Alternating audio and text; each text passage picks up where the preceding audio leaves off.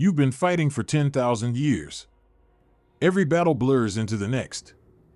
Every enemy looks the same through your helmet's red targeting lens. You can't remember the last time you slept without dreaming of fire. Your brothers die, new ones take their place, and the crusade never stops. So what happens when the war is all you have left? When faith is the only thing keeping you from realizing that you stopped being human centuries ago? I remember my name, though I wonder sometimes if remembering makes it worse. Brother Amadeus of the Black Templars, sword brother of the Corinthus Crusade, initiate elevated during the Gehenna campaign. These words are carved into my armor, etched into ceramite that has been rebuilt so many times that none of the original plating remains. I am a weapon wrapped in faith, a killer who calls his killing righteous, and I have been doing this for 347 years. The number is precise because we keep perfect records. We document every battle, every fallen brother, every world brought to compliance. The chroniclers maintain vast archives aboard our fleet, data stacks that catalog centuries of warfare with religious devotion. My service record fills 17 pages of dense script. 347 years of violence, and I can remember every single kill. That is the curse the augmentation brings. The memory enhancement that lets us recall tactical data, enemy positions, ammunition counts, it also preserves everything else. I remember the face of the first heretic I killed on Proxima Tertius, the way his eyes widened when my chains word bit into his neck, how he tried to speak the name of some dark god even as his throat came apart. I remember the child on Varsavia who got caught in crossfire, how small she looked buried under rubble, her hand still clutching a doll. I remember my battle brothers falling, Sevastus who took a plasma blast meant for me, Kalael who died screaming inside his armor when Genestealers tore him apart from the inside. The chaplains tell us these memories forge our faith, that suffering brings us closer to the Emperor's light. I wonder if they remember as clearly as I do, or if centuries have given them the mercy of erosion that my enhanced cognition denies me. The Eternal Crusader hangs in the void above a world we will burn before the week ends. The fortress monastery is ancient, older than the Imperium itself some say, a cathedral carved from a battleship the size of a city.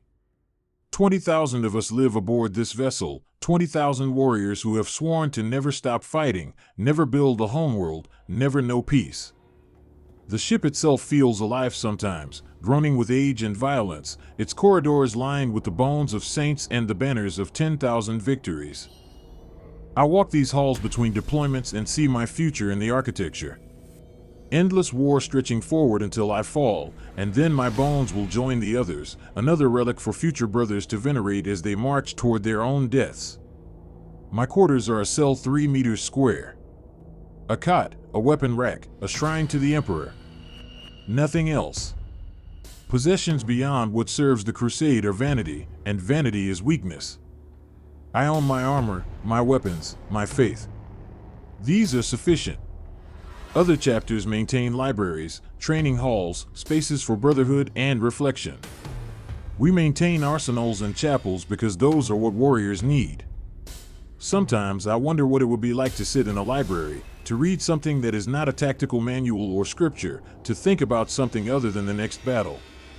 The thought comes and I crush it because wanting anything except war is the first step toward corruption. The chaplains teach us this. Desire leads to indulgence, indulgence to excess, excess to damnation.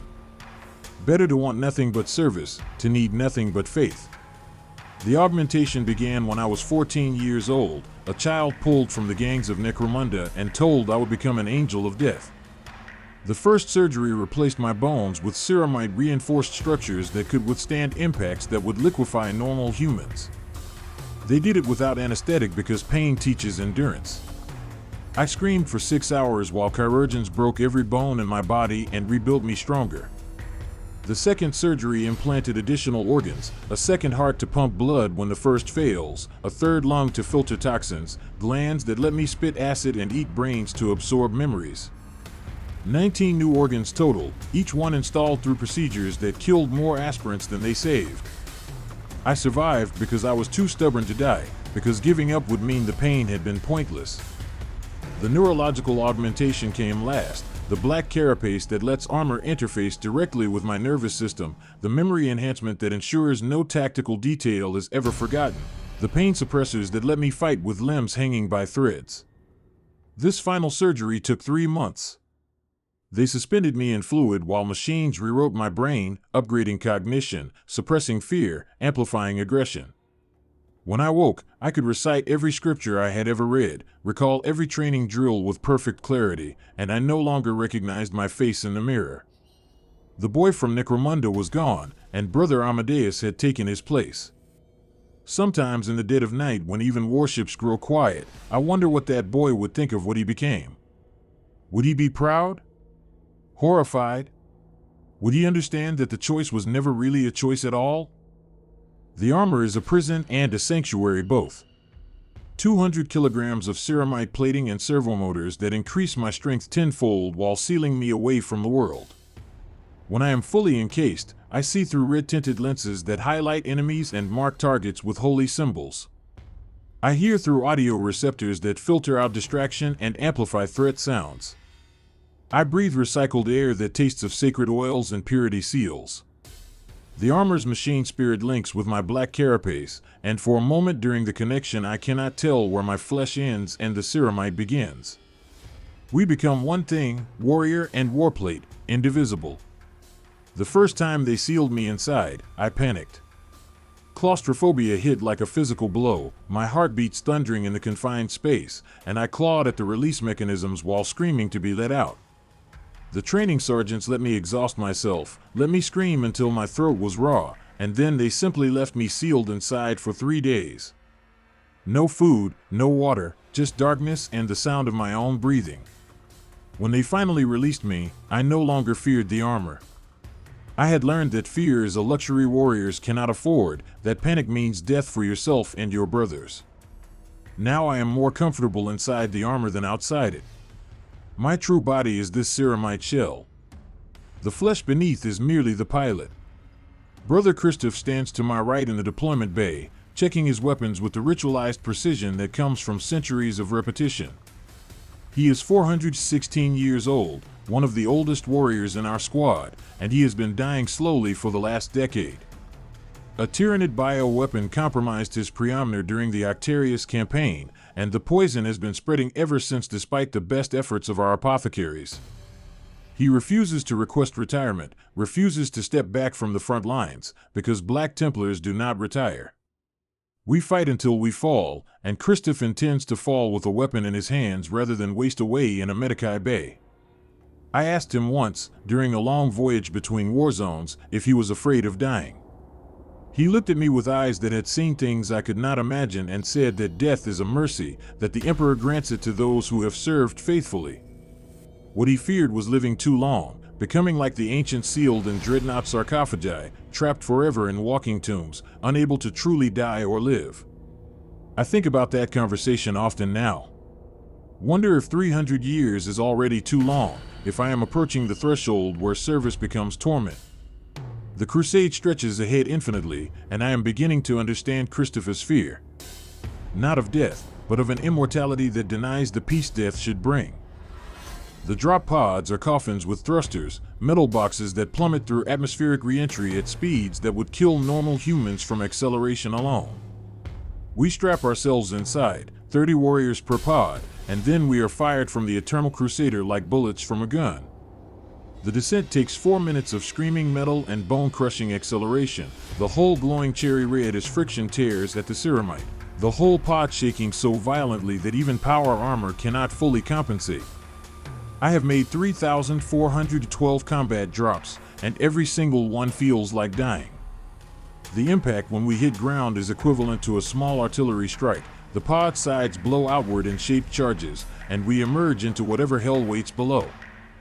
Varsavia was a forged world that fell to chaos, its manufactorums turned to producing demon engines instead of tanks, its workers twisted into things that barely qualified as human. We hit dirt in the middle of the primary production complex, pods cratering into the factory floor with impacts that collapsed 3 levels of infrastructure. I was out and moving before the debris stopped falling, bolter up and tracking for targets while my armor's auspex screamed warnings about corrupted life signs in every direction. The cultists hit us in a wave of screaming, mutated bodies, people who had been human once but had undergone changes so extensive that mercy was the only gift we could offer. My bolter is a Godwin pattern Mark IV, a weapon that fires self-propelled rockets the size of my thumb. Each round penetrates armor, then detonates inside the target, blowing them apart from within. The recoil would break a normal human's shoulder, but my enhanced physiology and power armor compensate, letting me fire on full automatic without losing accuracy. I killed the first cultist at 30 meters, the round taking him in the chest and exploding with a wet crump that scattered pieces across his fellows. The second died at 25 meters, the third at 20. I walked forward and kept firing, and they kept dying, and my mind recorded every detail with the merciless clarity that augmentation provides. The killing has a rhythm to it after this many years.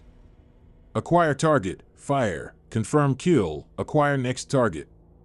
The pattern repeats until the magazine is empty, then reload and continue. My hands perform these actions without conscious thought, muscle memory written into synthetic neurons that do not forget or slow with age. I could fight effectively while asleep, and sometimes I wonder if part of me is asleep. If the consciousness that watches through my eyes is merely a passenger while the real work happens in subroutines I do not consciously control. The boy from Necromunda would have been traumatized by this violence, would have needed years of therapy to process what I see in an average week.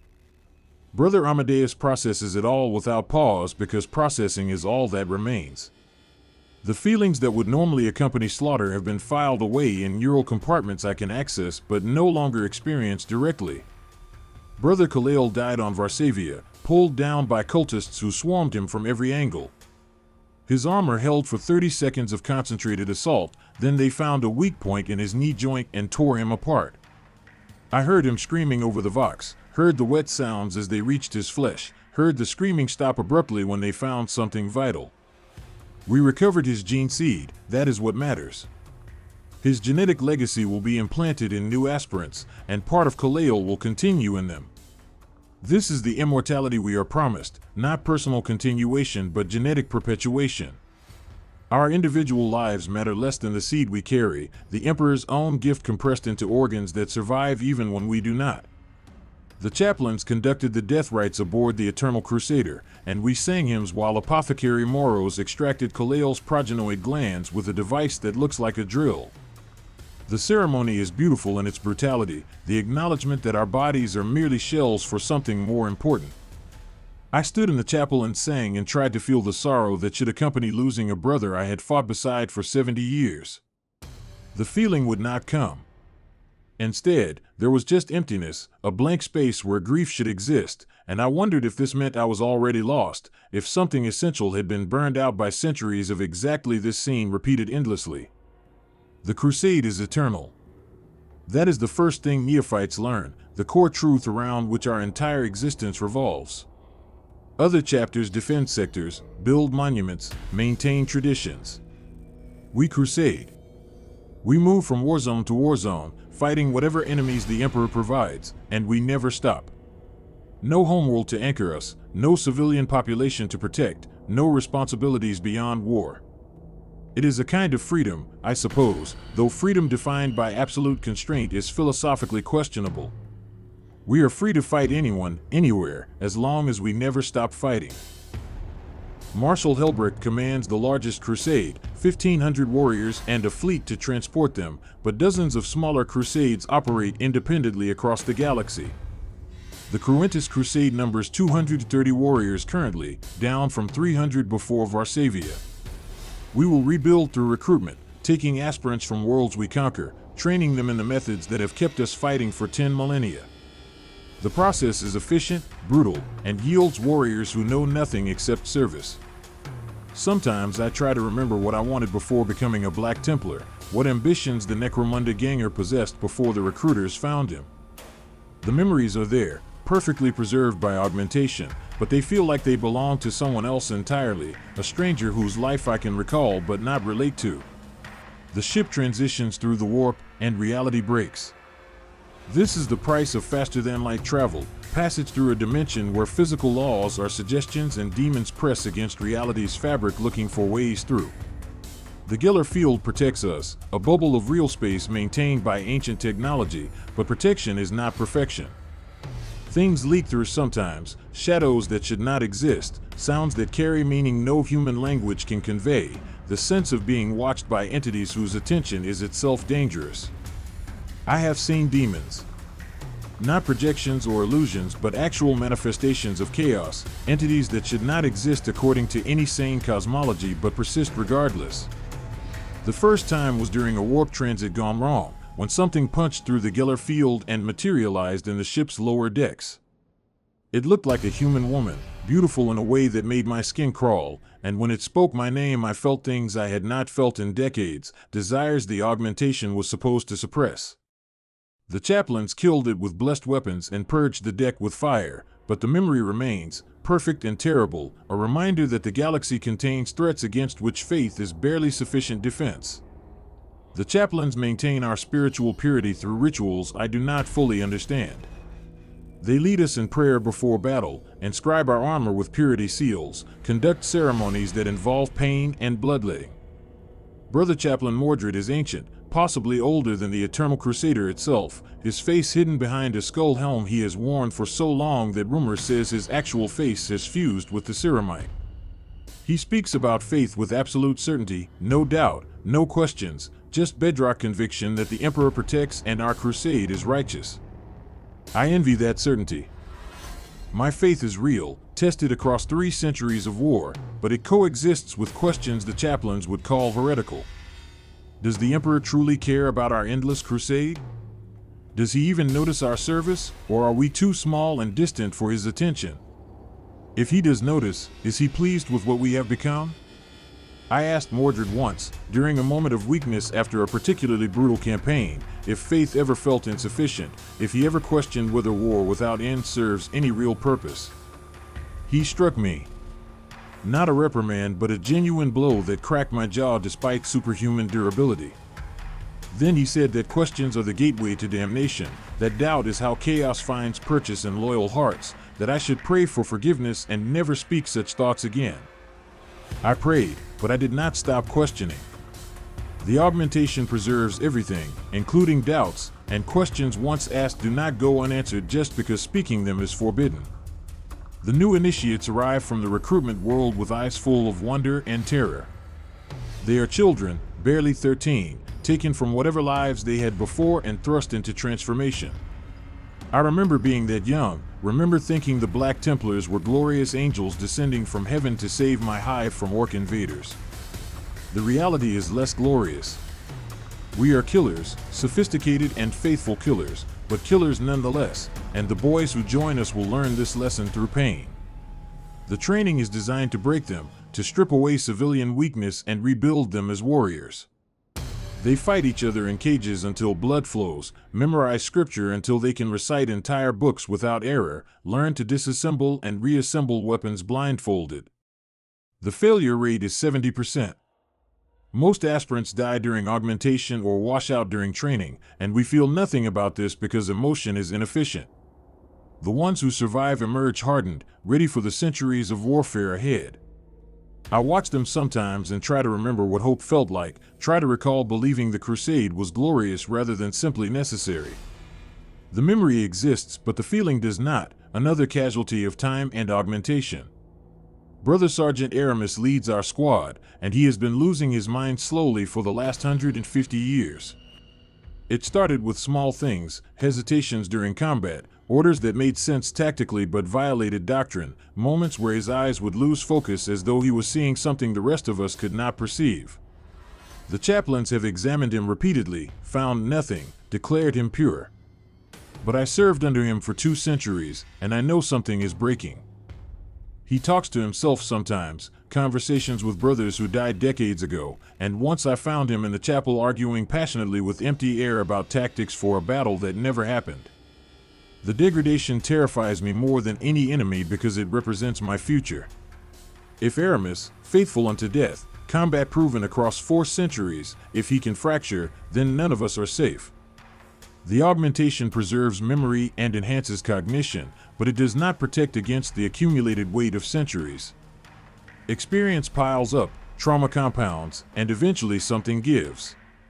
Some warriors fall to enemy fire before this becomes an issue, but for those of us who survive long enough, madness waits.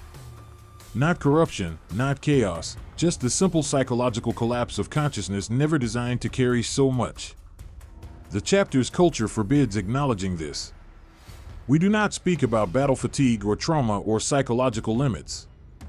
These concepts are weakness, and weakness invites corruption. Better to fight until you fall, better to die in battle than admit the war has damaged you beyond repair. So Aramis continues leading us, and we follow despite knowing he is crumbling, because the alternative is admitting that 10,000 years of this has been too much, that the Crusade grinds us down as surely as it grinds down our enemies. The enemy on our current deployment is Imperial Guard, loyalist soldiers fighting on the wrong side through no fault of their own. Their world fell to chaos 3 months ago when the governor accepted demon patronage, and now we have been sent to cleanse everything, guilty and innocent alike. Exterminatus would be simpler, orbital bombardment that sterilizes the entire planet in hours, but High Command wants to preserve the infrastructure. So we go down, kill everything that moves, and reconsecrate the world for Imperial use. The guard units resisting us are trying to protect their homes, their families, their way of life. They do not know their governor has damned them all, do not understand that mercy is not an option once chaos takes root. I kill them anyway. Orders are orders, and questioning orders is the first step toward heresy. My bolter rounds blow apart men who were loyal yesterday, who would have fought beside us against any Xenos threat, who die without understanding why angels have come to slaughter them. The injustice is obvious, the tragedy undeniable, and I record every death with the same clinical precision I bring to killing orcs or tyrannids. The augmentation does not let me forget that these were good men following bad leaders. Does not let me pretend they were monsters deserving death. They die because the galaxy is cruel and uncaring, because chaos corrupts everything it touches, because sometimes entire worlds must burn to prevent the infection from spreading. Brother Christoph takes a lost gun blast to his compromised torso during the assault on the governor's palace. The shot penetrates where his armor has been weakened by the tyrannid toxin, and I watch him stumble, clutching at a wound that would barely slow a healthy Astartes. He tries to raise his weapon, tries to continue fighting, and then his legs give out and he falls. I am beside him instantly, dragging him to cover while voxing for an apothecary. His eyes behind his helmet lenses look almost relieved, and I understand. This is the death he wanted, falling in battle rather than withering in a Medicae Bay. The Emperor's mercy granted to a faithful servant. He dies before the apothecary arrives, and his last words are scripture, prayers to the Emperor delivered in a voice made rough by failing lungs. We extract his gene seed there in the palace, bullets whining overhead while Apothecary Moros works with efficient precision. The ceremony is abbreviated, just the essential rites, but it serves. Christopher's genetic legacy will continue, and his service is honored. I help carry his body back to the drop pod, and something inside me breaks just slightly, another fracture in the foundation of whatever keeps me functional. 400 years Christoph served. For centuries of war, and his reward is death on a world whose name will be forgotten within a generation. I try to feel the appropriate grief, try to mourn a brother I fought beside for my entire service, but the feeling stays frustratingly distant, observed rather than experienced. The dreadnoughts terrify me. Ancient warriors too valuable to let die, their shattered bodies sealed inside walking sarcophagi, sustained by life support systems that keep them hovering between life and death indefinitely. Venerable Titus has been entombed for 6,000 years, fighting century after century while his consciousness slowly erodes. He wakes for battles, sleeps between deployments, exists in a twilight state that is neither living nor dead. Sometimes he speaks, his voice echoing from speakers with a hollowness that suggests something essential has been lost. He talks about battles from millennia ago as though they happened yesterday, confuses current brothers with warriors long dead, asks after crusades that ended before I was born. This is the ultimate fate for Black Templars who serve with distinction. The reward for exceptional service is imprisonment in a metal box, unable to touch or taste or feel anything except the feedback from weapon systems and armor plating. They tell us it is an honor, that becoming a dreadnought means serving forever, that these ancients are treasured. I watch Titus slumber past, hear the pain in his mechanical voice, and pray to the Emperor that I die clean. Better to fall in battle and stay fallen than wake up in a sarcophagus, trapped for thousands of years, slowly forgetting what it means to be human. The gene seed makes us immortal in theory. We age slower than baseline humans, our augmented bodies resisting degradation that would kill normal people. Given perfect circumstances, no battlefield casualties, we could live for thousands of years. But perfect circumstances do not exist for Black Templars.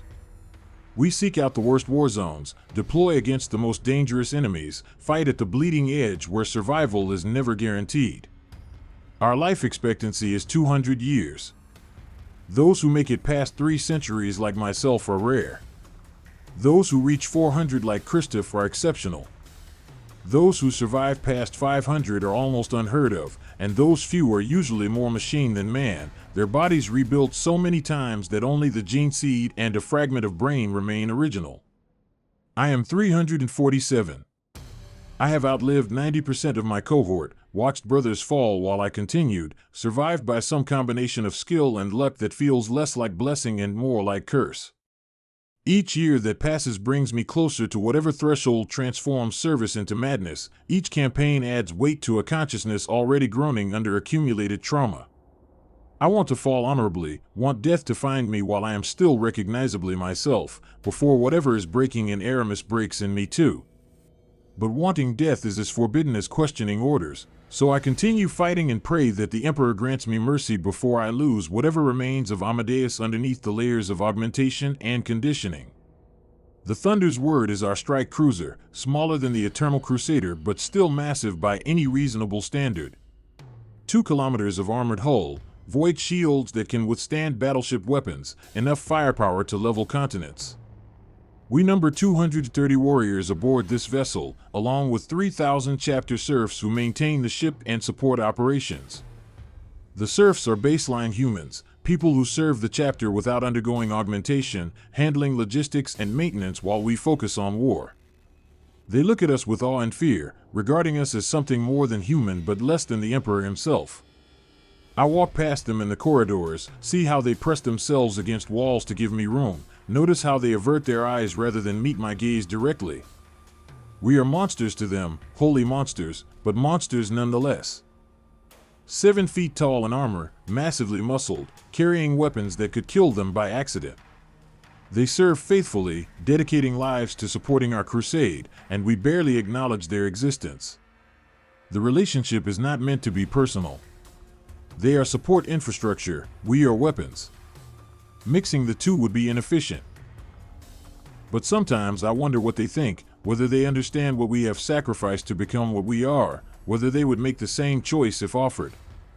The question is complicated because most of them are descended from chapter serfs, born into service, knowing nothing else. For them, supporting the Black Templars is not a choice but an identity, the purpose that defines their entire existence. In this we are not so different. They serve because it is what they were born to do. I fight for the same reason, and neither of us chose these roles so much as we were chosen for them. The warp travel is getting worse. Each transition takes longer, the Geller field fluctuates more, and the sense of wrongness bleeding through from the Imperium grows stronger. The navigators who guide us through this hell are mutants blessed by the Emperor, humans born with third eyes that can perceive the warp's currents. They are essential and horrifying, kept isolated from normal crew, their mutations both gift and curse.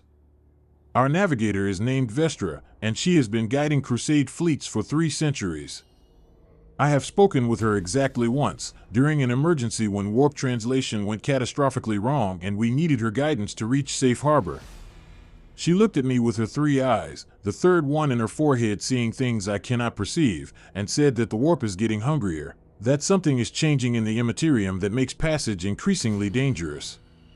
The demons are more active, the currents more turbulent, and she fears that soon warp travel will become impossible, stranding humanity on isolated worlds while chaos laughs at our predicament.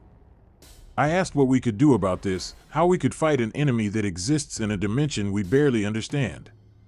She said faith is the only weapon that matters, that belief in the Emperor creates barriers demons cannot cross, that our crusade serves a purpose beyond simply killing his enemies. I think about that conversation often. Faith as a weapon makes sense. I have seen it work, watched chaplains banish demons through prayer and will alone. But if faith is what protects us, what happens when faith falters? What happens when warriors like Aramis start breaking, when centuries of war erode the certainty that should be bedrock? The questions circle endlessly, unanswerable, dangerous to even ask. So I bury them, lock them away in the same neural compartments where I store all the uncomfortable truths, and continue serving because service is all I know. The recruitment world we visit is a death world, a planet where every living thing is trying to kill every other living thing.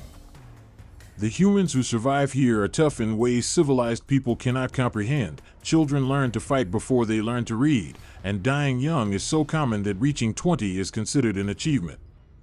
These are ideal recruitment conditions. The weak die before we arrive, and the strong are already halfway to being warriors. We take 50 aspirants from this world, 50 boys between 13 and 15 who passed brutal selection tests. 40 of them will die during augmentation or training. The 10 who survive will become Black Templars, and in 3 centuries they will stand where I stand now, wondering if service has been worth the cost. I watch the aspirants load into the transport, see fear and excitement and determination on young faces that still possess the full range of human expression. They do not know yet what they are volunteering for, cannot comprehend the transformation that awaits. They think they will become heroes, saviors, champions of humanity. They will become weapons instead, sophisticated and faithful weapons, but weapons nonetheless. Part of me wants to warn them, wants to explain that the glory is a lie, that crusade life is endless violence punctuated by brief periods of maintenance. But wanting to warn them means I doubt the righteousness of our purpose, and doubt is the first step toward damnation. The training cage is where aspirants learn that pain is weakness leaving the body, where they fight each other with blunted weapons until someone cannot continue. I remember my time in that cage, remember breaking 3 ribs and continuing to fight because stopping meant failure. The training sergeants watch without expression, noting which aspirants have the will to push through agony, which ones give up when the pain becomes too much. The ones who give up are sent back to their worlds, alive but marked as insufficient. Better to return them intact than waste gene seed on warriors who will break under pressure. Brother Leonidas oversees training for our crusade, and he is probably the cruelest man I have ever met. Not sadistic, he takes no pleasure in the suffering he inflicts, but absolutely ruthless in his commitment to producing warriors who will not fail. He has trained aspirants for 200 years, seen thousands pass through his care, and his methods have a 90% casualty rate during the first year alone. The chapter considers this acceptable because the 10% who survive are nearly perfect. I watch him work sometimes, see him push aspirants past any reasonable limit, and wonder if he remembers what mercy feels like or if 2 centuries of this have burned it out completely.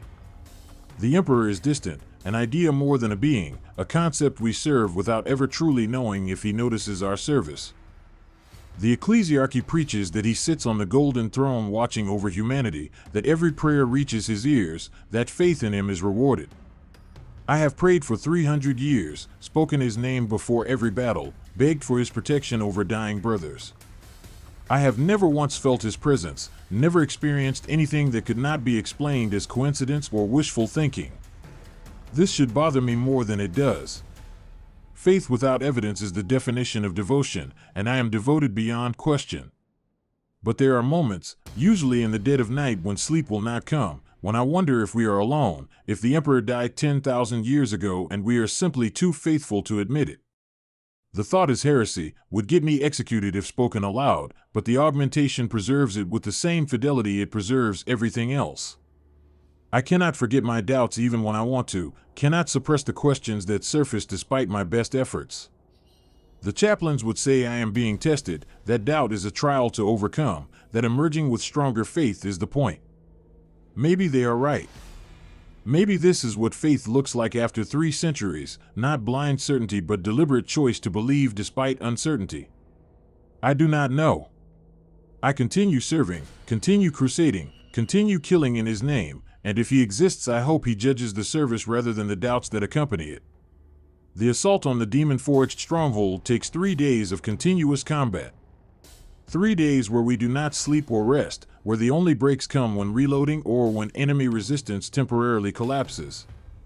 The stronghold was a planetary governor's palace before chaos corrupted it. Now it is something else, architecture that should not exist, walls that bleed when struck, corridors that lead to different destinations each time you traverse them.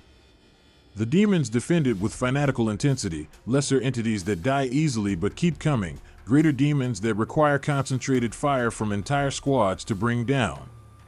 I kill demons until my arms ache from recoil, until my armor's ammunition stores run dry and I switch to my chainsword, until the chainsword's teeth are clogged with ichor and I resort to using the weapon as a club. The combat is nightmarish, physics does not apply consistently, time moves strangely, and twice I find myself fighting in locations I already cleared hours before. Brother Aramis leads us forward with reckless aggression, ordering charges that should get us all killed but somehow work because the demons do not expect such suicidal tactics. Or perhaps they do not expect anything, perhaps their intelligence is so alien that concepts like tactics and strategy do not apply. We lose 37 warriors taking the stronghold, including Brother Leonidas, who dies crushed beneath a falling wall when the palace starts collapsing around us. The apothecaries recover 22 gene seeds before the structure finally implodes in on itself, taking the bodies of the unretrievable fallen. We stand in the rubble afterward, covered in demon ichor and our own blood, and Brother Chaplain Mordred leads us in prayers for the dead. His voice is steady, certain, and I envy that certainty even as I mouth the familiar words. Leonidas served for 200 years training warriors who will continue after him. His genetic legacy continues, his contribution to the Crusade is complete. This should feel meaningful, should feel like appropriate closure. It feels empty instead, another death in an endless succession of deaths, another brother gone while I remain. The vision comes during warp transition, reality bleeding through the Geller field in ways it should not. I am standing watch in the corridor when suddenly I am elsewhere, standing on a beach beneath twin moons, looking at an ocean that stretches to infinity. The vision is so detailed, so real, that for a moment I forget it cannot be happening. I can feel sand beneath my boots, smell salt in the air, hear waves crashing against the shore.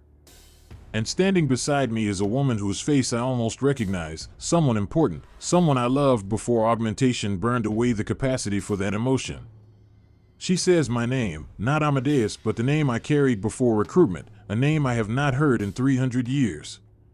She asks if I am happy, if becoming a warrior was worth the cost, if I remember what it felt like to be human. I try to answer but cannot, try to ask who she is, but the words will not form, and then reality snaps back like a rubber band and I am in the corridor again, armor sensors screaming alerts about Geller field fluctuations. The vision lasted 3 seconds according to my armor's chronometer. It felt like hours. I report the incident as required, submit to examination by the chaplains who search for corruption and find nothing. They declare me pure, prescribe additional prayer and fasting, warn me that the warp shows us lies designed to weaken faith.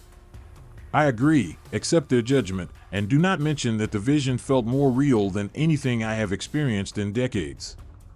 Do not mention that for those 3 seconds I remembered what feeling felt like, what it meant to exist as something other than a weapon.